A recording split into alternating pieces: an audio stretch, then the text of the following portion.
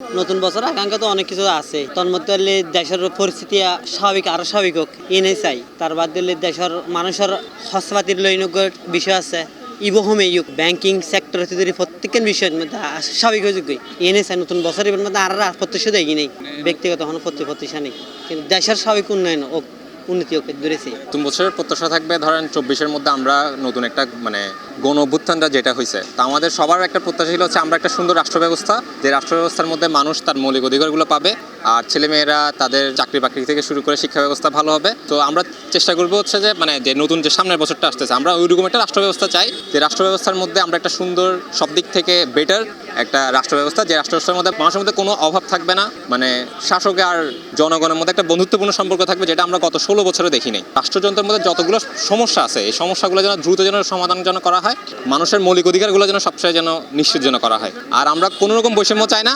আর বাংলাদেশের মানুষ সবাই ভালো থাকুক, সুখে থাকুক, আর সবাইকে নতুন বছর শুভেচ্ছা। এটা আসলে নতুন বছর বেগুনের জীবন ভালো কিছু বয়ানো গিয়ে আশা করি, এবং আর বেগুনের প্রত্যাশা একখান যাতে আর দেশের বর্তমান পরিস্থিতি যাতে স্বাভাবিক হয়, যাতে বেগ ধর্মর মানুষ যাতে স্বাভাবিকভাবে বসবাস করতে পারে, এবং ভবিষ্যৎ 2025 সাল যাতে আর বেগুনের জীবন লাইক সুন্দর কিছু বই আনে ইয়ে প্রত্যাশা করি। বেগুনের 2025 সালের শুভেচ্ছা। বেগুন ভালো থাকুক, দোয়া ইয়ে দোয়া আছে আপনার পক্ষ থেকে। 2024 সাল কাটতে দুঃখ কষ্ট বা জানতে মারামারি হাঁটাঘাটি আন্দোলন বিভিন্ন আন্দোলনের মধ্যে গিয়ে তারা তো নসায় যা গিয়ে 24 সাল আগামী 25 সাল দিবে এর আনার লাই আনা সাইতেন দি ইবেদন আর শান্তি তাই কোনো মারামারি হাঁটাঘাটি উচ্ছৃঙ্খল বা না যাতে নয় সন্ত্রাসী চাঁদাবাদী এগিন যে নোয়ার শান্তি চাই। আর যাতে আন্দোলন করছি দি একমাত্র শান্তির লাই শান্তি বেদন আর ভাই হতাই প্রত্যাশা আর কি। সকল বাঙালি জাতির নতুন বছরের 25 সালের শুভেচ্ছা।